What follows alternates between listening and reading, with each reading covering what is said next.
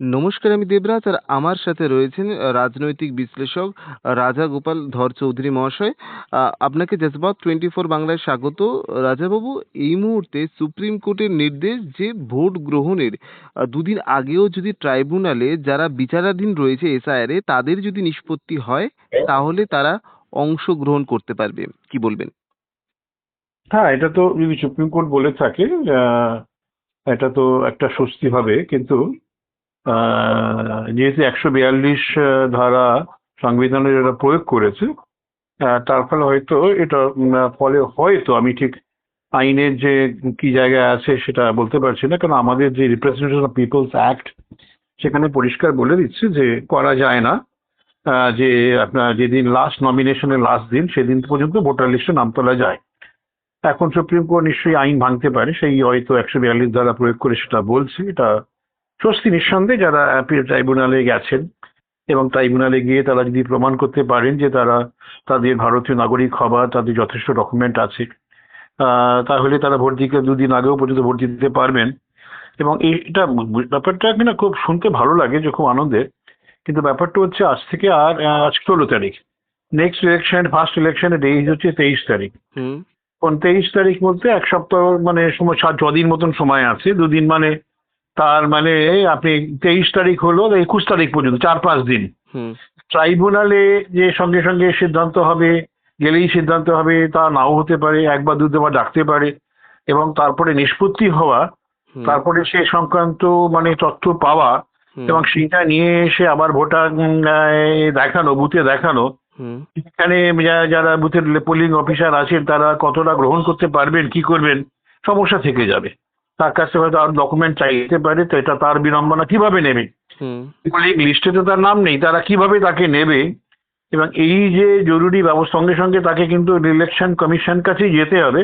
হুম। Election commission সেটা তাকে বুথকে বলে দেবে বলেই তখনই দিতে পারবে। সে নিজেই বুথে গেলে বোধহয়, আমার যেটা এই মুহূর্তে মনে হচ্ছে, হুম। সে তার কাছে ডকুমেন্ট থাকলো যে বুথে চলে গেলাম, ভোটটা দিলাম, সেটা নাও হতে পারে।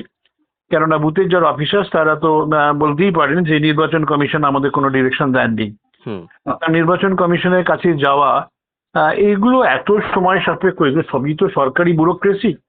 কেন্দ্রের হোক রাজ্যের হোক, কোথাও যে খুব দ্রুততার সঙ্গে চলে, নিপুণতার সঙ্গে চলে, দক্ষভাবে চলে, এটা আমার মনে হয় না।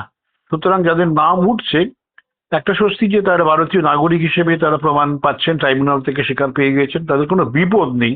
হুম। হ্যাঁ, ভবিষ্যতে কোনো বিপদ নেই, এটাই তাদের স্বস্তি। কিন্তু এই মুহূর্তে কতটা ভোট দিতে পারবেন, যতই সুপ্রিম কোর্ট বলুক না কেন, আমার মনে হয় না যে বাস্তব দিকটা রয়েছে সেটা কিন্তু খুব একটা কার্যকরী নাও করা যেতে পারে।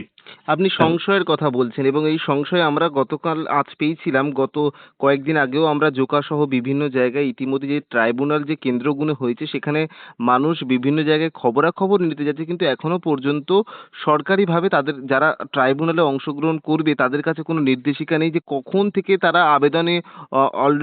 আবেদনে অংশগ্রহণ করবে বা ট্রাইব্যুনালে বিষয়টা ঠিক কোন সময় তাদের জানানো হবে। এই যে আপনি সংশয়ের কথা বলছেন, একটা বিস্তর তাদের মধ্যে একটা যোগাযোগের একটা গ্যাপ তৈরি হয়েছে এবং সেই সংশয় একদম বাস্তব। আপনি বললেন যে বাস্তবে এটা সম্ভবই নয় এবং সে আজও আমরা পাচ্ছি। আচ্ছা, যদি এই ২৭ লক্ষ নাম যারা ইতিমধ্যে সম্পূর্ণভাবে ডিলিট হয়ে গিয়েছে, সত্যি কি আপনার মনে হয় ম্যাজিক ফিগার হোক বা ভোটের বৈতরণী পার করতে হোক, যারা সংশয় করছে জনপ্রতিনিধিরা যে সংশয়ের কথা বলছে যে মানুষকে ভোটাধিকার না দিলে গণতন্ত্র পক্ষে বিপদ, কিংবা অনেকে বলছে যে এটা হচ্ছে একটা ইতিবাচক, এটা বিরোধীদের একটু বাড়তি সুযোগ পাইয়ে দেবে। আপনি কিভাবে বিষয়টা দেখছেন? না, ব্যাপারটা হচ্ছে সংবিধান পরিষ্কার ৩২৪ ধারাই বলে দিচ্ছে যারা ভারতীয় নাগরিক তারাই ভোট দেবে। হ্যাঁ, এবং ভারতে যে থাকছে সেই ভোট দেবে এরকম কিন্তু কথা আমাদের সংবিধান বলছে না।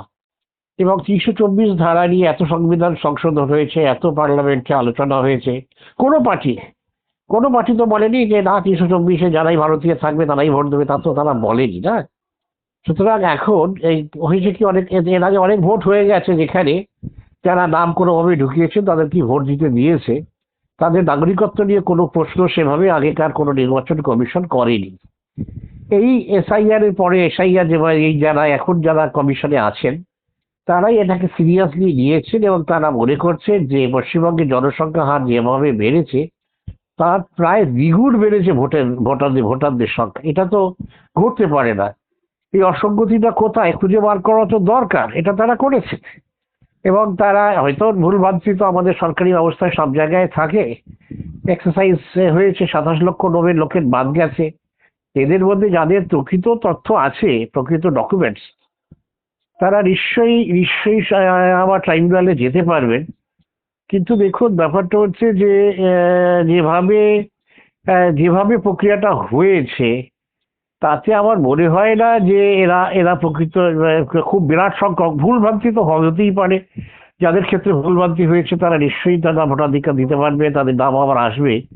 কিন্তু ডকুমেন্ট সেভাবে তো নেই। 13খানা ডকুমেন্ট তো স্বীকৃত আছে, সেগুলোর কোনোটাই যদি জোগাড় করতে না পারেন বা তাদের যে যে নামটা তারা বলছেন সেই নামটা যদি সেই ডকুমেন্টে না হুম, থাকে হুম, বিপজ্জনক না। আপনি কি করে করবেন? হুম, আপনার ব্যাংকের অ্যাকাউন্টে যা নাম আছে হুম, সেই অন্য কিছু নাম অন্য কিছু নামে আপনার চেক আসে, ব্যাংক রিফিউজ করে না। হুম, এটা হুম, আজকে না, এটা দীর্ঘদিনের প্রক্রিয়া। আমার কত চেক রিফিউজ হয়েছে আমার হুম। টাইটেল অর্থাৎ খুব তাৎপর্যপূর্ণ, ভীষণ তাৎপর্যপূর্ণ যে একাধিক ডকুমেন্টসের কথা বলা হচ্ছে এবং সেগুলো না থাকার কারণেই চূড়ান্তভাবে বাদ দেওয়া হয়েছে এই 27 লক্ষের নাম। সেক্ষেত্রে খুব একটা ভুলভ্রান্তি না হবার সম্ভাবনা যেমন থাকে, আবার ভুলভ্রান্তি হতেও পারে সেই সম্ভাবনাও থাকে। তবে সংখ্যাটা যে খুব একটা কমবে এই 27 লক্ষ থেকে, সেটাও কিন্তু একটা আঁচ করা যাচ্ছে না। তবে এখন সবটাই যে যারা যোগ্য বা প্রকৃত যাদের ডকুমেন্টস রয়েছে তারা যেন সুযোগ পায়, এটা প্রত্যেকে চায়, সুপ্রিম কোর্ট চায় এবং জনপ্রতিনিধিরা চায়, আপামর প্রত্যেকটা ভারতবাসী চায়। এখন দেখার বিষয় শেষমেশ এই যে 27 লক্ষ যাদের পুরোপুরি নাম বাদ গিয়েছে তাদের মধ্যে আদৌ যোগ্য কতজন ভোটাধিকার দিতে পারে সেটাই এখন দেখার বিষয়, এবং ট্রাইব্যুনালে কিছুদিন পরে তার হয়তো নিষ্পত্তি হবে কিনা সেটাও একটা সংশয়ের মধ্যে রয়েছে। একাধিক সংশয়ের মধ্যে শেষমেশ যোগ্য ভোটাধিকার যারা দেবে, যারা ভোটাধিকার প্রয়োগ করবে, তারা তাদের সমাধান হোক এবং তারা ভোট গ্রহণে অংশগ্রহণ করতে পারুক, সেটাই এখন সবাই চায় এবং সেটা এখন দেখার বিষয় যে কতজন পারে। আপনাকে অসংখ্য ধন্যবাদ আমাদের সঙ্গে থাকার জন্য।